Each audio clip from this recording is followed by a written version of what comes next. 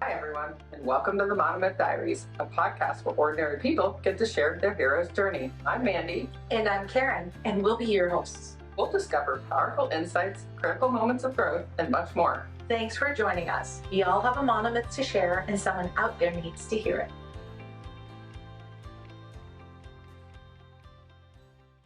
Welcome back to the Monomyth Diaries, where it's a take what you like and leave the rest podcast. Thank you for joining us. I'm just going to quickly recap our last episode with Sarah. Sarah had shared about growing up with parents who battled addiction and how that has shaped her journey so far. We ended on her marrying her husband Roy at the age of 18. Sarah, welcome back to the show. Can you take us through what life is like now that you're married?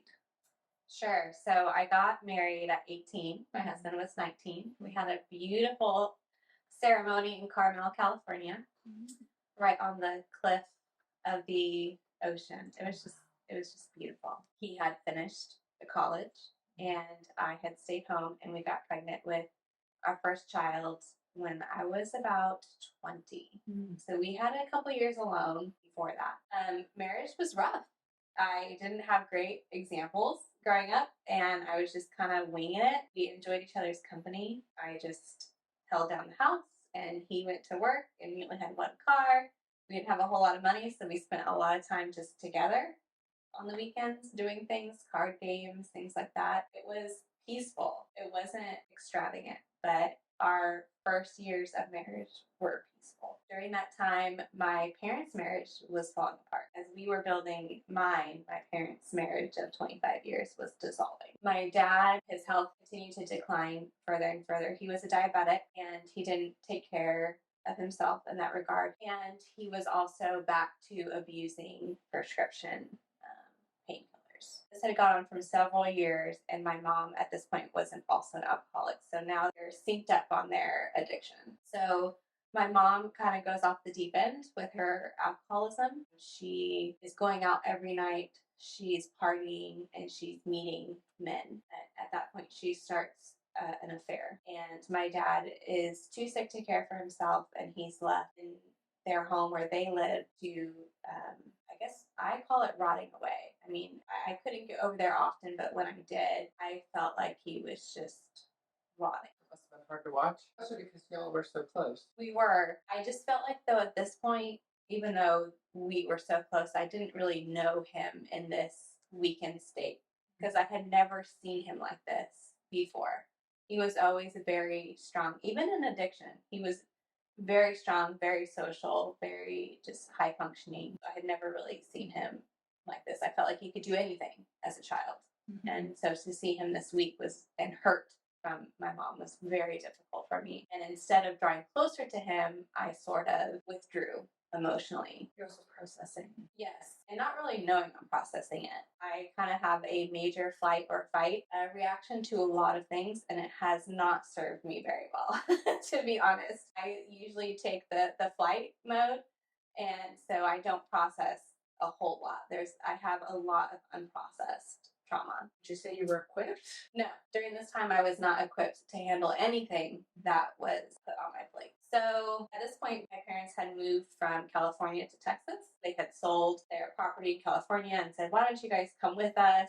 And since my husband had graduated college, we didn't really have much going on. And I feel like at this point, I was still, even though I had married Roy to get away from them, I felt very codependent. And I think it's because my dad had always been one to help me. So we came to Texas with literally nothing. We just had our car and our dog. We were 20. I moved here when I was 7 months pregnant with Sophie, so 17 years ago. So then Sophie was born, and my dad's health continues to decline. My mom continues to party, and then eventually I make the decision to move my dad into my house. Are your parents still married? Yes.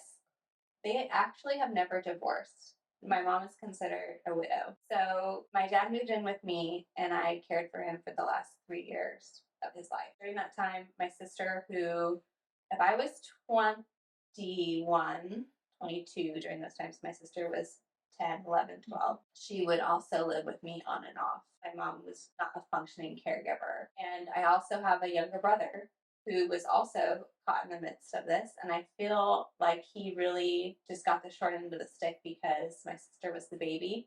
And so everyone's going to look out for her, but no one really looked out for him. So you're 20. He must have been about 15. 15. Yeah, we were 5 years apart. Where's your older brother in all of this? My older brother really got out. He moved to San Antonio. So your whole family did move to Texas, but not necessarily stay together. We didn't stay together, not at the same time. So we had my dad living with us, and that's kind of where the resentment started to set in between my husband and I, and our relationship started to form some cracks. I think the biggest one for him, just from talking about it since then, was that I didn't ask if my dad could come. I just made that decision. I thought that they had a great relationship, and my dad was like my best friend when I was a kid. So yeah, of course, like my dad needs somewhere to be and to be taken care of. Like it was just a non-issue for me. But looking back, I see like where was that conversation with my husband who also lives there. So in that happening, my husband was resentful and was not very nice to my dad. And that hurt me. We were both quietly building some tension and resentment. We kind of left this peaceful, quiet life and kind of moved into a lot of chaos. At that time, our second child was born. Our kids are 22 months apart. So I had a 22-month-old and a newborn, and I was taking care of my drug-addicted, sick dad. Wait, can I ask, what was your relationship with your mom like at this point? If dad's living with you, and I know you said you didn't ever have much of a relationship with her, and she's drinking a lot, but they're still married. Yeah. So what is that like for you? It was a very love-hate relationship. I almost felt like I was using her because she would occasionally pick me up and take me to the grocery store or just help me with Sophie for an hour. You know, to be honest, after Sophie was born, I had postpartum depression, and she helped me quite a bit during the first like 2 weeks of Sophie's life. And she would just cohabitate in my house with my dad and was okay. But then she would go off or bring a boyfriend by or get into a fight, and then it was back to hating her again. So it was very just like roller coaster. Yeah, it was very much a roller coaster. Like I wanted a relationship with her at that time because I felt like I was finally realizing why she was the way she was when I was young. Like being so quiet, being, just staying at home, taking care of the kids, things like that. I could see how she made some of the decisions that she made when I was young at that point, and I was really finally becoming relatable. There was a time when I had called my mom and I was crying, and I said, I can't do this anymore with dad. I'm tired. And instead of helping or being there, she said, now you know how I feel. And it was that moment that I thought to myself that my relationship with her is over. That it won't ever be what I want it to be. It will never be what she wants it to be. It will never just be ever again. That response to me just showed me that she wasn't looking for anything from me other than to take the burden of my dad off of her plate so she could go drink and do whatever she wanted. She didn't really actually care for me as her daughter, because I was looking at my daughter at the time and in the back seat, and I'm thinking, how can you tell your daughter, how can you wish on your daughter the things that you went through? And I don't doubt her that she had resentment from his drug use. How was Roy handling? Because I mean, I don't know how much he knew about your parents before. Now they're like staying with you guys. Now it's in his space. Like Here's a front row seat. How was he handling? We didn't talk. So, the elephant in the room. Yeah. It was that's very much the foundation of our marriage, and it allowed for a lot of resentment to creep in. So it was not talked about. My dad was to the point where he was going to move back to California to live with the cousin who I also had lived with. At this point, he was addicted to fentanyl, was his drug of choice, and they were patches. And this was before kind of the laws came into place where it made it really hard to get it even prescribed. I mean, his doctor was just prescribing it all the time to him. I would call his doctor and just beg him to stop filling this prescription. And I was in such denial, though, up to that point of just him even abusing it, that I feel so dumb looking back. Like they would come in like patches, like boxes of like 3 patches. And he would say, it washed off in the shower. I need another one. I was like, okay, because at this point I had to hide them. I had to lock them up. I was like, okay, let me go get you another one. he was like chewing on it. He would chew on them. These are strong. Fentanyl is very strong. Like people die like all the time from this. So how he managed to build up that much of a tolerance is just crazy to me. But that's what he was doing. I was so naive to it. This is why he was always so forgivable. He struggled so hard with putting me in that position that he would cry to me a lot saying, you know, I'm so sorry that I do this. Like, I don't want to be like this. So he was always so easy to forgive. I'm sure he felt terrible. He did. I know he did. He was fighting a battle. Yeah, he was, for sure. And then to meanwhile, to not talk about this with my husband, that all this was going on. Looking back, it was like, oh, I'll just work through it. I'll just work through it by myself. But it was just building this complete mound of just horse crap between us. It felt very alone, especially with what your mom said to you. Speaking of alone, I know at some point as a little girl you said that you got interested in the church and your mom got super involved in the church and you moved from California to Houston. I think at some point you shared with us that you started attending church here locally. Is that correct?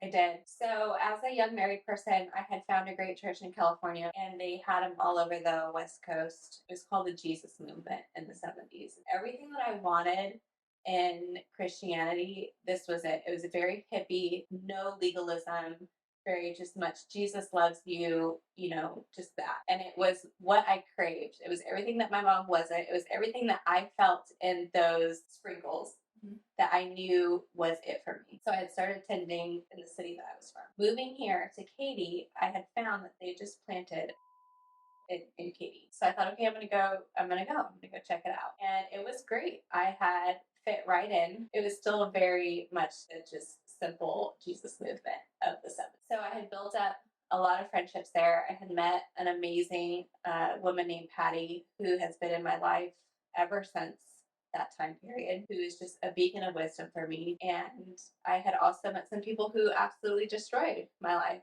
during that time period. I had become very involved and I had dedicated about 9 years of service to that church. I was helping the pastor's wife lead women's ministry. I was leading the cleaning ministry. I was just there in leadership at this church. Fast forward 9 years and some things start to unravel within the leadership of this church, and that there is some money not accounted for. Things weren't adding up, and the pastor and his wife were confronted about it, and it was just a huge fallout. There were also allegations of mistreating children, and one of them was my own. I've never been in a situation where you have to believe somebody over your child at that age. I didn't know what to do.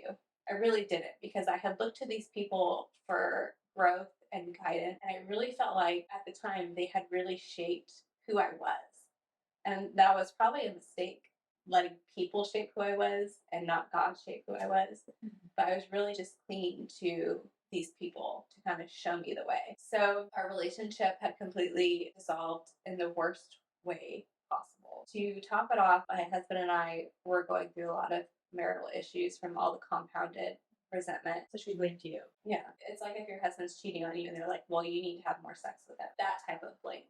Instead of trying to see, okay, what is going on in this marriage? Like, what are the lacking qualities? From those two instances, from the mistreatment of my child, the relationship with this pastor's wife, and then the funds not being accounted for, I had lost all faith in church at that point, and I just decided to never attend church again. But you've maintained that relationship with Patty. Patty is an exception. Patty was legit. She kept a relationship with me through, it has probably been like 12 years, I guess, since I've been to church or have even seen her, and she texts me every day.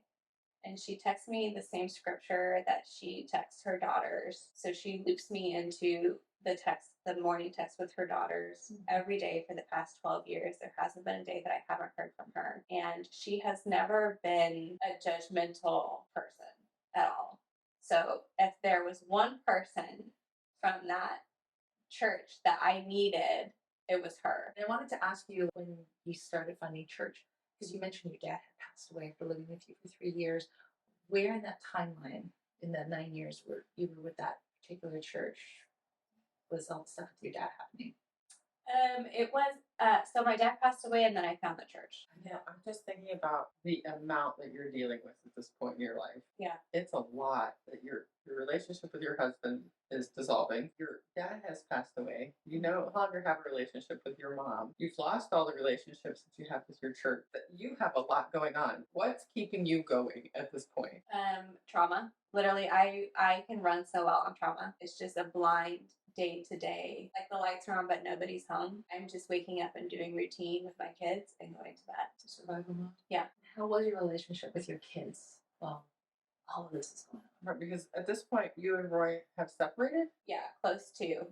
I would say within the next 6 months or so after I had left this church, Roy and I decided to separate. During this time period, I have a lot of blank memories where I don't know what I was doing when I was doing it. I was literally just surviving. So with my husband at this point, we're just like roommates. He gets laid off. And so I decide I need to go to work because we were living beyond our means at this point, and we had this mortgage to keep up. So I had never worked at this point. I get a job at a nursing home working the night shift, and that disrupts our marriage far more than anything else because it just continues to drive away. So now I'm not even home sleeping in the same bed at night, where that was maybe the one thing that forced us to like look at each other, talk to each other, right? Is when you get in bed with that person. That last remaining sliver is now gone because I chose to work at night thinking this is how I'm gonna help. Looking back, a lot of my problems have come from just me feeling like I need to do. I need to do. I need to keep going, when really it just ruins everything. So our relationship was non-existent, and I had opened up a credit card bill one time, and I had seen that he had registered for like Match.com, and I was devastated. And so from that moment on, instead of thinking, okay, how do I fix this? Like how do we repair what we've done? I took that as a chance to say, well, I'm gonna hurt you 10 times more. And it just opened up like to a year and a half or so of just who can hurt who more. And that's really when we separated. And at this point, you guys hadn't really had a big conversation about Nothing. We had no conversations about anything. So we had separated, and I'm still having to work at this point because, of course, now I'm the only one responsible for these bills. So you stay in the house with your kids. No, we lost that house. We couldn't afford to stay there anymore, and we had to sell it. And thankfully, we sold it before it foreclosed. So we had kind of went our separate ways. He went to an apartment. I went to a small townhouse. I found a lot of peace there despite what was going on because it was right on the Terry Hershey Trail. I would walk it like every day, and I really enjoyed it. So we separated, and it was just very back and forth the whole time. Like we would be okay, let's fix this, and then something would happen, and then we would and then not fix it, and so he would come back and then leave. So I know my kids were suffering a lot during that time, and I don't think I was mentally there for them like at all. I was just waking up, going to work, coming home, and just make sure that they had food on the table. They could not ask anything else from me. I couldn't give anything else. I kept telling myself I was doing all that I could and that everything was going to be fine. In the meantime, I was not healthy mentally. I was in survival mode, but I was also partying a lot, and I had started drinking a lot, and I had started doing drugs. So at this point, everything that I had not wanted from my parents came full circle, and I feel like I've turned into every part of my parents that I didn't want at this point. My mom partying, my dad doing drugs. Like I felt like I had turned into every part of them at this point. Like I had failed miserably. At this point, my dad was dead, so my mom moved from Texas to Georgia to kind of start over. And I didn't really see my brother much after that because I didn't have a relationship with my mom, so I never really went to Georgia. My sister lived with me off and on at this point because she didn't want to go to Georgia with my mom, and she didn't really have anywhere else to go. So she lived with me and then would go live with my mom. My brother was diagnosed bipolar, some years after my dad passed away. We found this by him. My mom was dating a guy who moved in with her. My brother was living with him, and he was an adult. He was over 18. I don't quite remember his age, but he said, your son. He was like one of those very hard, like, your son's adult. He needs to get out. Like, he needs to get a job or get out. And I don't think they understood the depth of his mental illness at that point. So they kicked my brother out, and he had to get an apartment. He was on like disability because he had a back surgery at like 16. This kid had a back surgery, so he was on disability. So he just got whatever apartment he could that took his whole paycheck, pretty much his disability paycheck, and he didn't work. So I knew somebody who worked at Home Depot, and they had called me and they said, "Hey, your brother came in and he bought some really weird stuff. He bought like this box cutter, some candles. It was just weird." So when he's checked on, he had slit his throat, and that was his first attempt. He survived, but that was when they diagnosed him, because he had heard voices that told him to do it. So if my relationship wasn't over with my mom before that, I hated her with every ounce of my being from that moment on, because she kicked him out, and it led to that. It was really hard for me to even look at her or speak of her name or anything after that. And I've never felt like hate like that in my entire life. So he was in the hospital for a while. He needed a lot of blood. And when he came out, my mom broke up with that guy, and they moved to Georgia. So 2017, my mom is not getting him treatment for his bipolar. He's not taking his meds like he's supposed to. I don't know how it happened, but my brother had convinced my mom to let him buy a gun. And I don't know if she thought, okay, at least he's showing interest in something, because I get that. I've been through this with my daughter. When you have a child who's mentally ill and they finally show interest in something, you want to give that whole world to them, because they're showing interest and you want them to find something that they love. So he somehow convinced her that, like, I want to go shooting at a gun range. I don't know what was going through her head, but she purchased a gun for him. And he was showing weird signs of packing up a backpack and like walking places. We later thought that maybe he was looking for places to do it. He eventually just did it in his room with his door closed, and my kids were there. I was at the point where I was separated from my husband and I desperately needed help, so I let my mom keep my kids during the summer so that I could work. And it's probably the biggest regret of my life that I had to depend on her. Like, I should have just quit my job. I should have just lived under a bridge rather than do that. But I let my kids go there for the summer when this happened, and my mom took them out to go to the store and came home, and my brother's door was shut with a note on the door that said, take the kids next door. Don't open my door.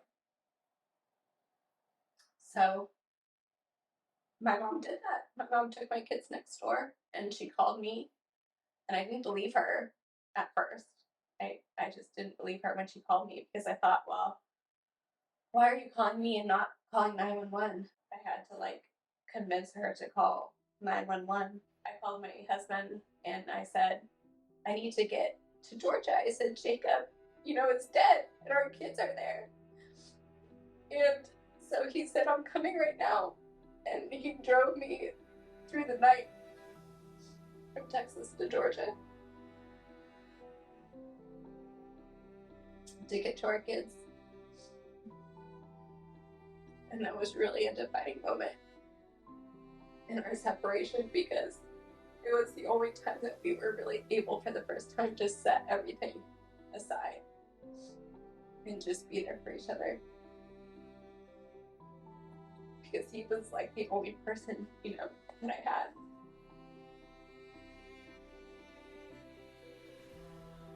And I don't even know how it was many years, because we didn't have the money for plane tickets. We didn't even have money for gas to get all the way to Georgia. And he had borrowed the money from somebody. So we got to Georgia, we got to our kids. Our kids were okay. Our kids were with a neighbor. They didn't know what had happened. They thought that Jacob had just gotten hurt and went to the hospital. And so we had to tell them that he passed away. We didn't say why. And we had the funeral for him. Everything happened very fast because everybody kind of needed to get back to work, I guess. I don't know, like life. It was just weird. We had his funeral in Georgia, and I came back and I went to work the next day. And then a week later, Harvey hit, and we lost everything in that townhouse. Another little sprinkle moment. A week after burying my brother came home. Roy, at that point, had come back to my house, which was the townhouse. We were living together. So it just everything just happening within like a short week. And water was up to probably my chest in our house.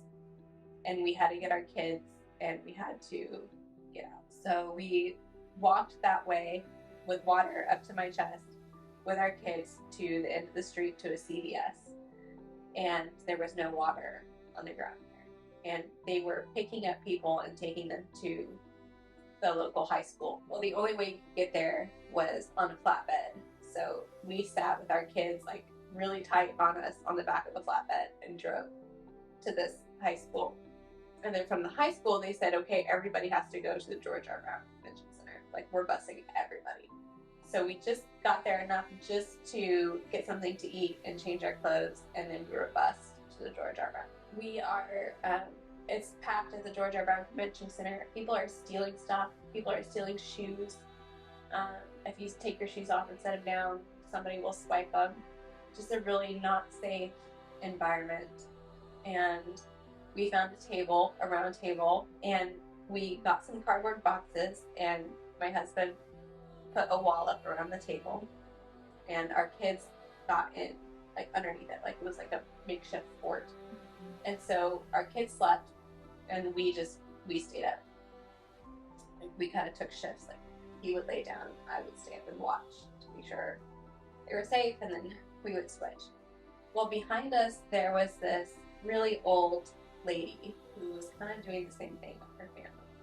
And at one point when we had switched shifts, she called me over and she's like, that man that you're with, he loves you so much. And I was just like, I know. So like, why is it so hard? You know, is that I just like, at that point, I just poured out my heart to this lady who didn't even know me. Like, I told her everything that was going on. And she said, I don't know why everything is happening to you like this, but you just need to know the only thing that you need to know is that man loves you. I can tell. I've been on this earth for a long time, she said, and I can tell. I said, okay. And I just accepted it then. I had just stopped fighting. I didn't want to live how I was living anymore. I didn't want to party. I didn't want to drink. I didn't want to cope the way I was coping. I just wanted to be with this man. And I wanted our family to be happy and healthy. And it wasn't too much longer after that we had both just come to the decision. We were sitting in the car because we were tired of fighting in front of the kids. So anytime we had to talk, we had to go somewhere. Oh, I love that. So we were sitting in the car, and it was just a very non-profound moment where we just said we don't want to do this anymore. Like we want to be married to each other. This needs to stop. We want to stop. And we both stopped that day. And just never looked back. They stop meaning stop hurting each other. Stop hurting each other. Yeah. And move on from the past. Yep. Leave the past in the past.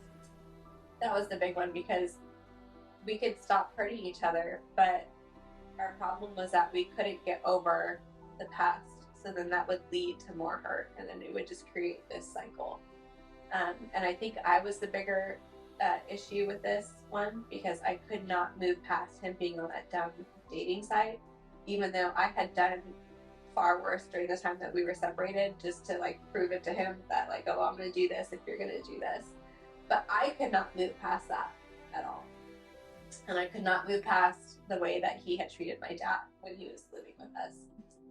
And so I knew for that moment I had to forgive this man for those things that he asked for forgiveness. Like I had to. And I had to never bring it up again in that way or hold him to it or anything like that. Because if he can forgive me for the things I've done, and then I should be able to do the same. I love that when you guys have disagreements, you don't do it in front of the kids. Because one of the things you said in the previous episode was you saw your parents do that constantly. And it really does shape you. You took it with you, right, into your relationship. So that's a great way to start showing your kids that, you don't have to fight. Yeah, I love that. Are there any other tools or things that you're using now with Roy moving forward? So definitely communication is something that we have learned. Just getting married so young, you can't expect that person to be the same person they are when you get married, at 18 versus, 40. He's 40 now. And I'm learning to appreciate that. So I'm learning to love the things that he loves and not necessarily participate, but like just appreciate that he loves that thing and communicate with him and talk to him and like, hey, something's bothering you. You have to tell me. So we've almost gotten annoying with it. Like our kids find it like super annoying. But I'm like, no, you guys have no idea what we've been through. Like, just like trust the process. Like, let us do this, okay? Because your mom and dad were a hot mess. So it's just really just communicating for sure. And now your relationship, it sounds like it was completely transformed from that moment on. Completely. I actually, love him more now than I did when we got married. I think I loved when we got married, but I felt like it was out of necessity. And then how blessed am I that God took that necessity and turned it into something that just transformed my entire life. Even though it was bad, that period, there was so much growth there as a person where after that moment, I feel like I finally shed my parents' characteristics. I knew I was completely different after that. That's a nice way to say it. You shed your parents' characteristics. I love that. So profound. Yeah, parenting, marriage, everything. I just shed everything that I knew. Any other tools or practices you want to share before we wrap up today?